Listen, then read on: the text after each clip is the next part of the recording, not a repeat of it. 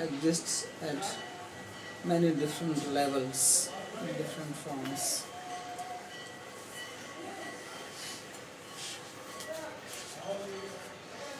So how to get rid of it? There has to be some process also.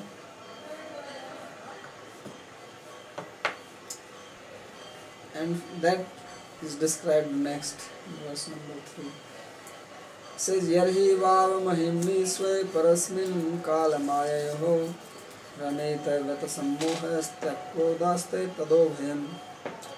When the soul becomes situated in his glory, which is beyond time and maya, and realises only that, becoming free from the delusion, then he becomes disinterested or indifferent to this manifestation of the material characteristics, tado bhayam, and also becomes free from I and mine, none of these two. So that means the soul, either he has to be in the glory of the material energy or in the glory of the internal energy. So till the time he is enjoying the material energy, he remains entangled in the material energy. But if he gives up that and releases the internal energy of the Lord, which is beyond time and beyond Maya, then he is freed from this. So this is the only process. There is no other process. All other paths, whether they are Jnana Yoga, Karma Yoga, Ashtanga Yoga, or some other processes outside the Vedic scriptures like Buddhism, Jainism, they cannot make anybody free. Because it's not possible. Nobody has the power, because this Maya of the Lord is not going to be dispelled. The only thing which can take away this Maya is the internal energy of the Lord, because that is the only thing which is superior to it or more powerful. Everything else is within the fold of Maya. So you can meditate, but without devotion you can become situated in the mode of goodness, and you can get many powers, knowledge, realizations, revelations, but still remain bound. You can relish Gyan, Guna Sangena Badanati, Gyan Sangena Chanda. These two qualities, happiness and knowledge, they manifest in Sattva. So those people who meditate and they may even experience Samadhi or trance and be highly realized about the world, about the nature of mind, all these tattvas, and still be bound. So there is description of all this in the Yoga Sutras. There are people who are called Prakriti layer, but ultimately they merge into Prakriti, and there they can remain a very, very long period. So many people merge into different elements, and because they are merged into Prakriti, they have knowledge all over this Prakriti, what is happening, but still they are not outside it. So Sri Vishwanath Chakravarti Thakur says that एवं च यादृच्छिक्या माया एव जीवस्य संसारो यथा तथैव यादृच्छिक्या भक्त्या एव जात प्रेमनो जीवस्य संसार निस्तार. It's a very nice statement he makes. He says that Jiva, he is in the material world not by his own doing, by Maya, and that Maya is causeless. There is no cause for it. Yadrichiti. Somehow it happened. He says the release will also happen somehow by bhakti. Thank you. So for that also there is no cause. Bhakti is also causeless. Because Krishna is causeless. Right? Anadi, Adi Govind, Sarva Karana Karana. Krishna is called Anadi. Anadi means beginningless. Anadi also means causeless. Because anything which is beginningless is also causeless. Cannot have any cause. Because if it has a cause, then it will have a beginning. So cause and beginning, they are related. Causeless, beginningless. And something has a cause also has a beginning. So Krishna is Anadi, therefore he is causeless. And because he is causeless, then his energy is also causeless. So bhakti is also causeless. Maya is also causeless. Jiva is also causeless. That's why we have a big ocean called causal ocean. So this side things have cause, and the other side they are causeless. So he says that we don't know how the jiva is in Maya or bound. It is beyond logic, beyond cause. So if something is beyond cause, and if that is a problem, then solution also has to be beyond cause. It's logic. So therefore he says that the solution is also causeless, yadrishika, and that is bhakti. That somehow or other if one gets bhakti, then one becomes free from the samsara. So in Sanskrit there are two words. One is called samsara and one is called prapancha. Both are translated as material world. But literally, prapancha means which is made of the pancha. Pancha means five. Five elements. And samsara means that which is moving all the time. So prapancha is created by Lord. And samsara is created by ignorance. So material world is made of material elements, there it is existing really, but how we view it by ahamta and mamta, by I and my, that is called samsara. So that he says that you can become free from the samsara by bhakti. Yadrashikya bhakti eva jat prema. If somehow you get bhakti and you get prema, love, so you have to get prema bhakti, then no more samsara. Material world will remain, but samsara will come to an end. So vasabda eva arthe, that is the only solution, there is no other solution.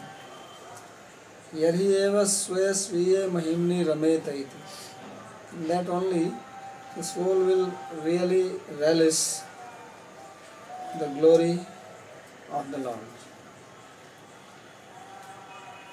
So vastutah khalu sviye dehadike mamtaspade ramnam tyaktva yatharthatah eva sviye mamtaspade vastu nityat. So he gives very nice logic. He says now the soul is enjoying in his own glory, which is considering his own glory as the body and things related. He is enjoying that. And when he will give up that and enjoy his own glory, the real glory, then he becomes free from this.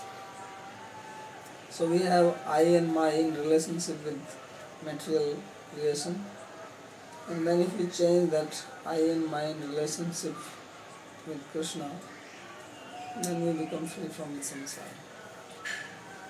So that is the change which has to be brought. But this does not happen by anything else except by bhakti. You don't have control over that also. Mahimni Mahimatishayatvat Mahima Rupa eva. So because Lord is glorious, he is called Mahima. Kala Mayaho Parasmin Kalakrita Vikara Rahite Mayakrit Mahdadi Tattva Rahite Cha Swarupe Ramete Asajjeta. And he and his creation is beyond time and Maya. Which what it means is that there are no changes brought by time. There is time also in the spiritual world. When it is said that it is beyond time, it does not mean that there is no time there. Because Krishna is also performing his activities. And if there is action, there has to be time. Because action is related to time. But here in the material world, time is making everything change. Everything here in the material world is transforming all the time because of time. This is the influence of time. Time is energy of the Lord and it influences everything. It is moving towards destruction. Therefore when Arjuna asked Krishna, who are you? He says, Kalo Asmi, that I am time I am. Lokchayat Krita Pravidya, and I have come here to devour everything. And he showed it. He was eating. So that's the function of time. That it is always changing everything. That happens, the change is not just happening, but it is happening by the energy of time. It is one type of energy. Matter Prakriti does not undergo change. Only when time starts acting on it, then it starts changing. Otherwise in the dissolution period, when creation comes to an end, there is also Prakriti. It remains in action, inactive. But when Lord puts his time energy into it, then it starts changing into Mahatattva, Ahankara and other elements. So this time does not bring any influence in the objects of spiritual world. So therefore you can say there is no time, or you can say there is no influence of time there. That's why things are eternal. They don't change. And there is no Maya, which means that the objects there are not made of Maya. Maya Krit Mahdadi Tattva Rahite. All this Mahat Tattva, Ahankara, etc., they don't exist there. So then the person becomes attached to that. Tacchaya nayatra kalaiti nayatra mayatyadi vakshman vakya drishtya. So later on, it will be described in this very chapter. There will be a description of Vaikuntha planet. And there it is stated, Nayatra Kala, Kala can put Hare Pare, the time is not there, Maya is not there, these things don't exist, everything is beyond transcendental. So, Bhagavato Dhama Sri Vigraha Parshadadika. So these are the associates of the Lord, abode of the Lord, all these are free from Kala, time and Maya. Ramanasya Bhaktya Avina Bhavitvat Yadrichya Praktya Bhaktya iti Lakshate. So he says that this spiritual relish or enjoyment is not possible without bhakti. It's not that one enjoys independently. In the material world, we are trying to enjoy independently. In the spiritual world, there is no independent enjoyment. This is the difference between happiness and bliss. In Sanskrit, these two different words are there, Sukham and Ananda. So in happiness, you enjoy and there is no object of happiness. There is only subject. You eat something, you are happy. So you are the subject. But what is the object of happiness? There is no object. But in the spiritual world, there is bliss or ananda, and that has subject as well as object.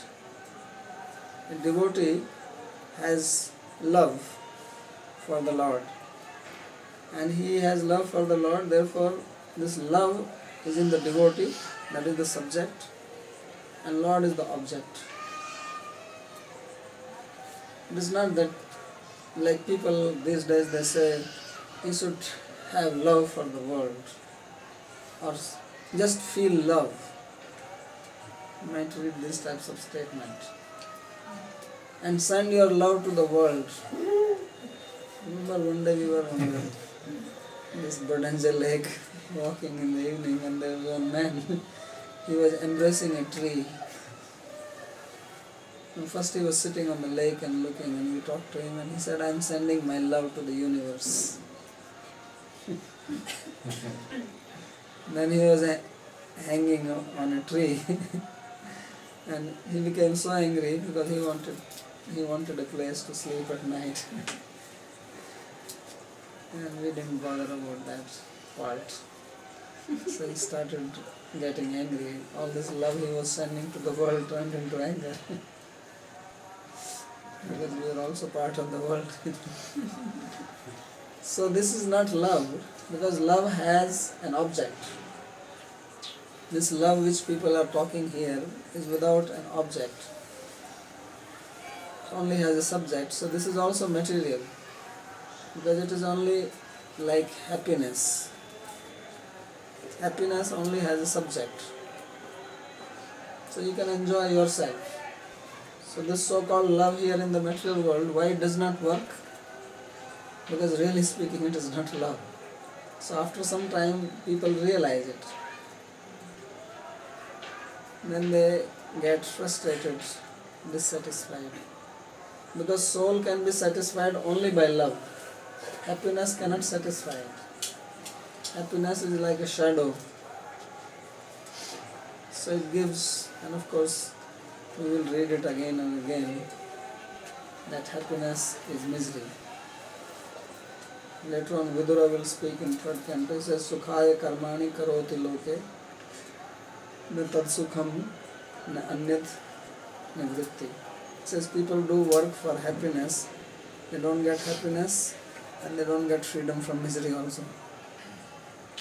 Not only that they don't get happiness, they don't get freedom from misery, not even neutral. Sukhaya karmani karoti loke, na tad sukham anyat nivritti. So this is the essence of this material world.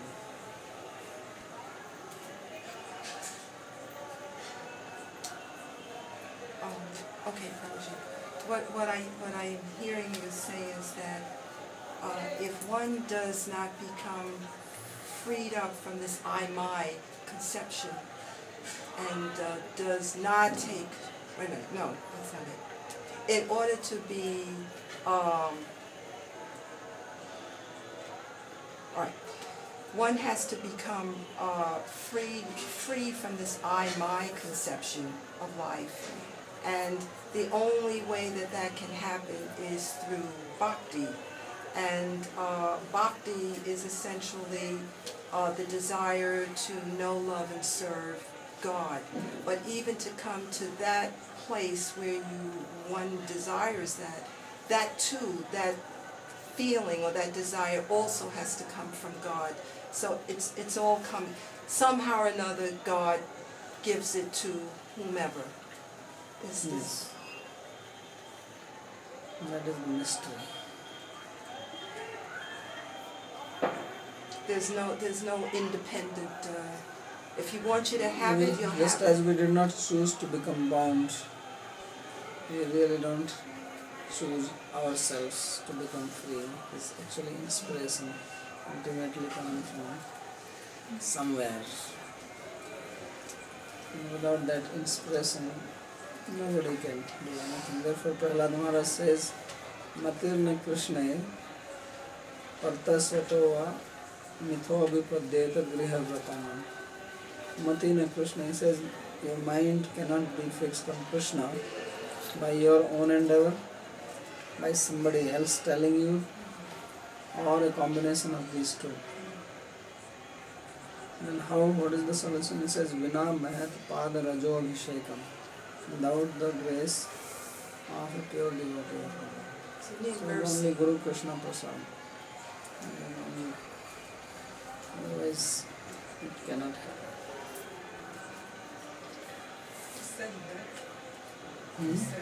Prahlad. So a person could be, person could be chanting 1,000 rounds a day, millions, billions, whatever. Well, if he's chanting, that means he was already inspired to chant. That he was inspired. Otherwise, how he can chant? I got it. Yes, he will So not what chant. actually is the initial inspiration Initial inspiration is to hear. to you? That's the knowing. And then the love comes. Guru Goswami says that the statement is Samanasya Sarvatra Prathamya, something like that. Hearing is always the first thing. And in the first canto, there is a verse on this second chapter. Let me see the verse.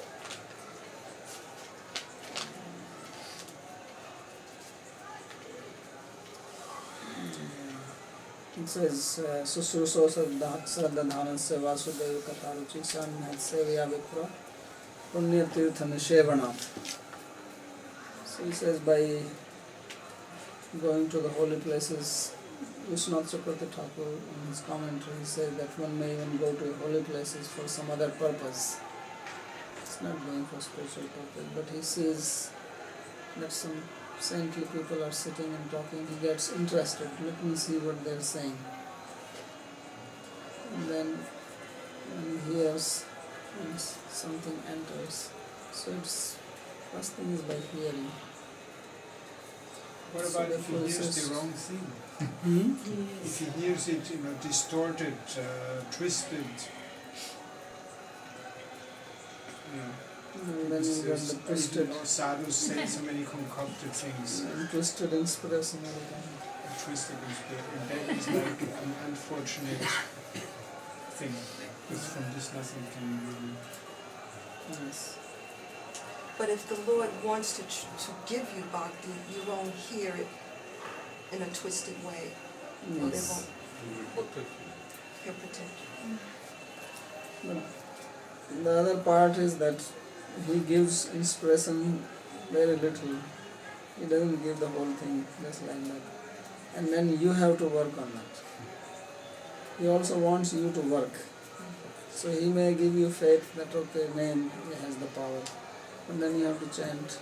You have to chant sincerely and properly. Then he will give you more inspiration.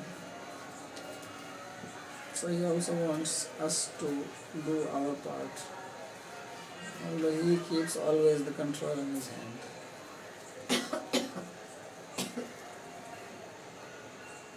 So about somebody else. So about this enjoyment thing, everybody is searching some enjoyment somehow. It's like the need, like a need. Like we need to drink the water. Everybody needs to enjoy somehow. And this enjoyment is like a crucial point because it can be, it's just like, actually you can make clear what is this enjoyment and why the soul search all the time the enjoyment. Because the soul is free from any misery. In its nature there is no misery. So just like, The soul by nature is not miserable. But when it identifies with the body, then immediately you have so many sensations. The sound and skin is the biggest sensation because it is all over the body, the biggest sense. And then you start feeling. So most of the feelings are uncomfortable. So that means soul is now not in its own swarupa. and is deviated. But because it is now identifying with the body, then it is always hankering to remain in its own swarupa, but in the body. That means its state of not being miserable. Now he wants to search it in the body through the senses. So that is looking for happiness.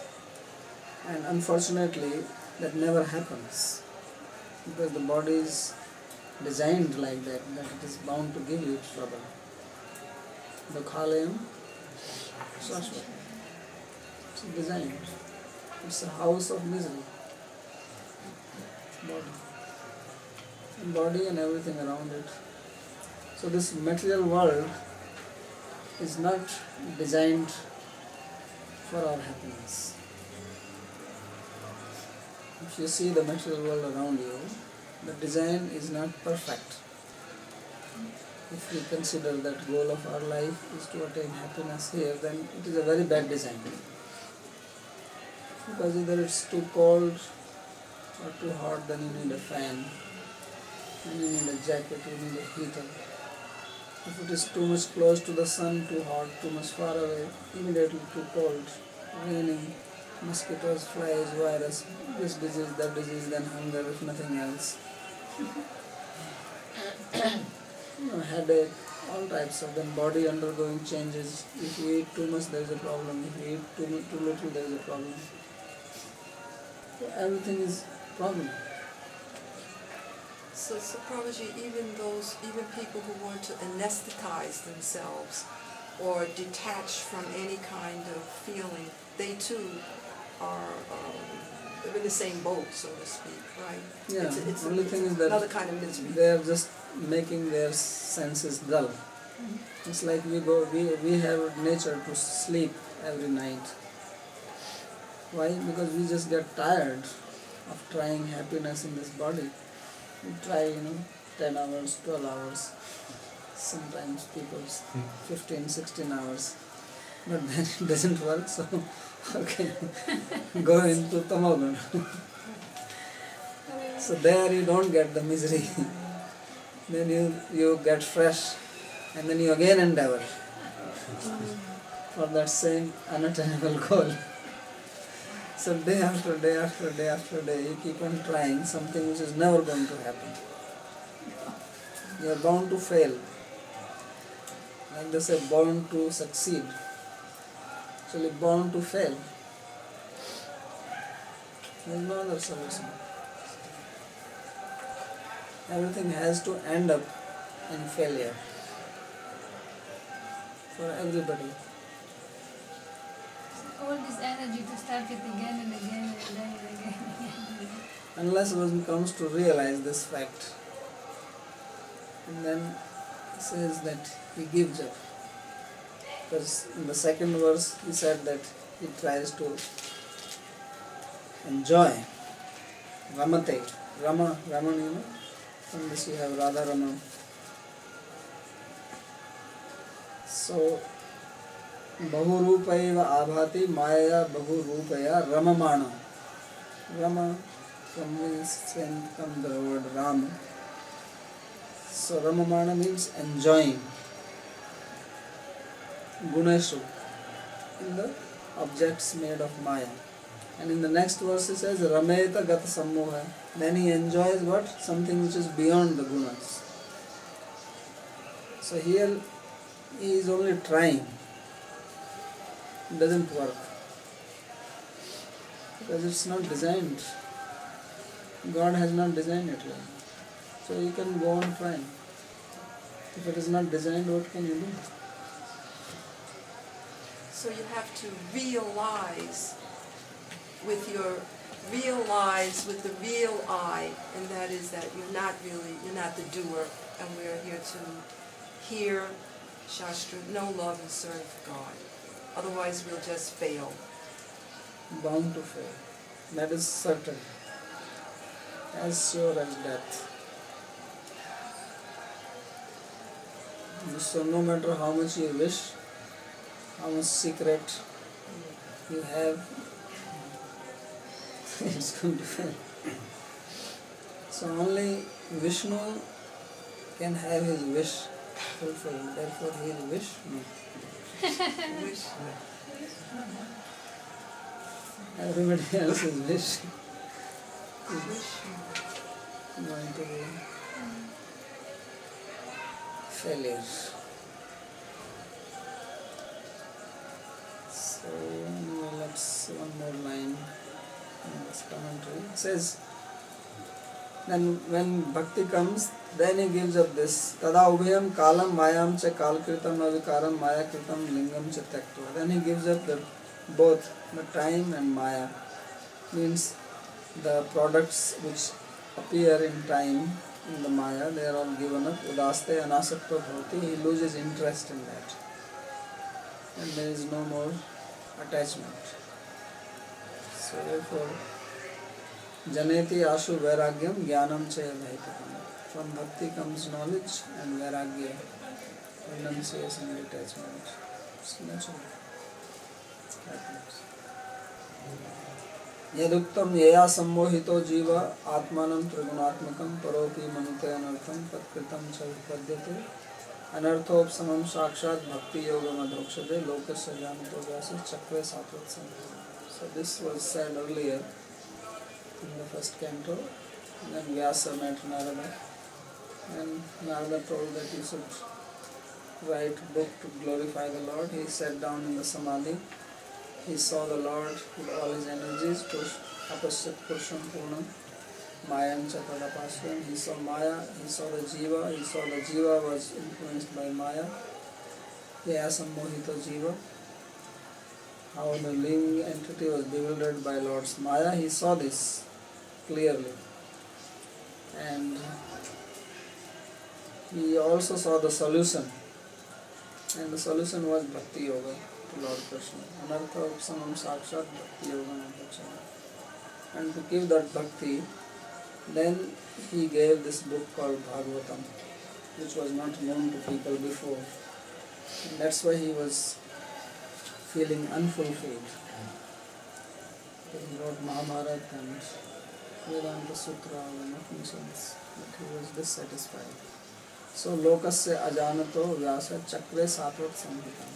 That which was not known to people, this Satvat Samhita, Srimad Bhagavatam, then he wrote this Bhagavatam. So this Bhagavatam is actually to give bhakti. This is the book we should always read, because by reading this, then bhakti will come. Stop here.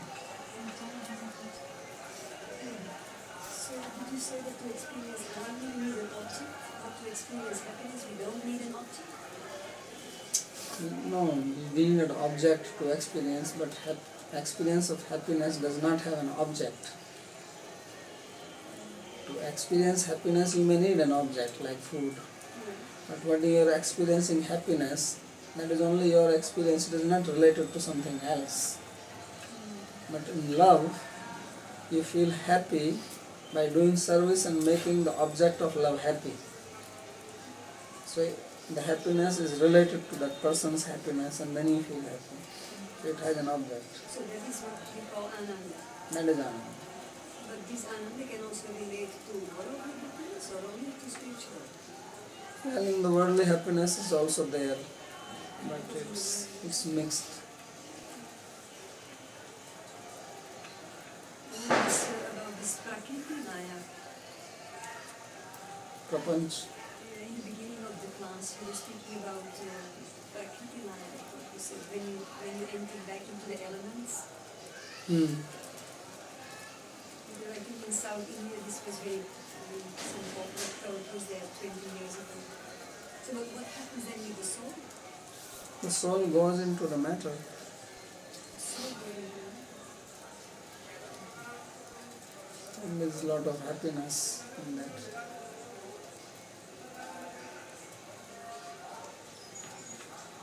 But not ananda. It's also happiness. Sukha. Now, how is that? Sukha.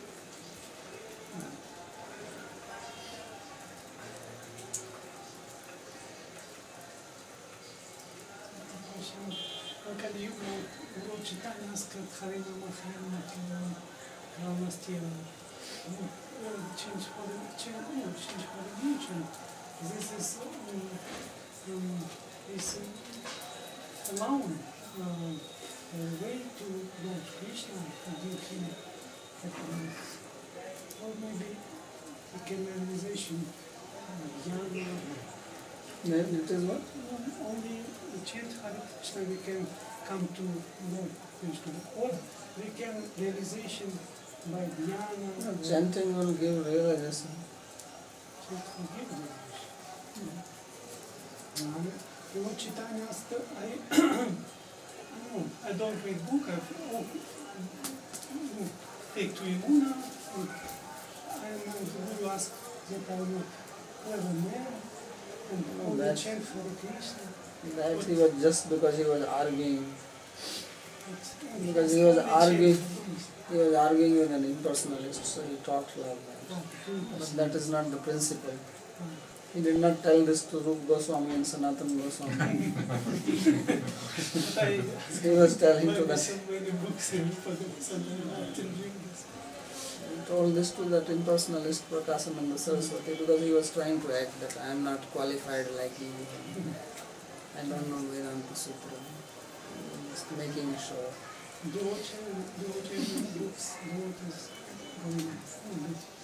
Otherwise, why Goswamis wrote so many books?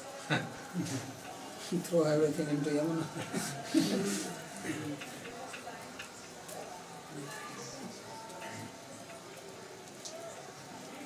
The chant and the book and read and chant.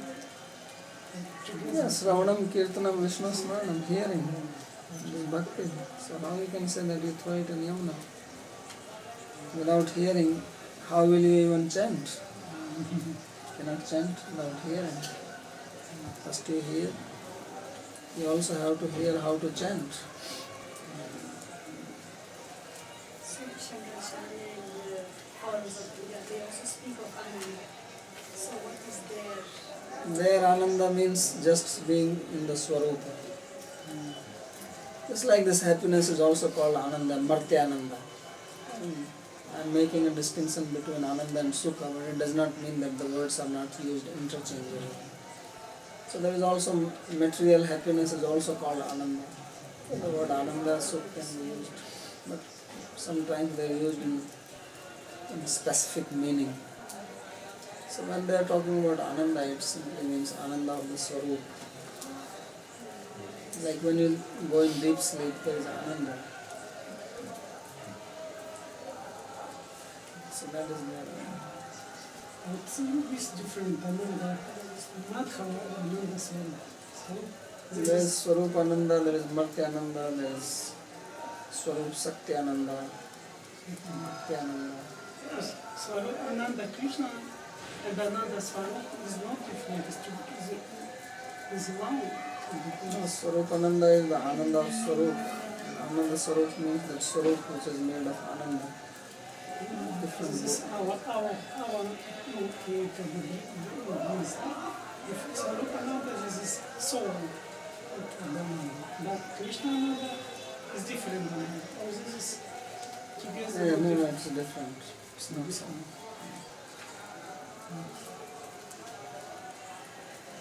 Yes.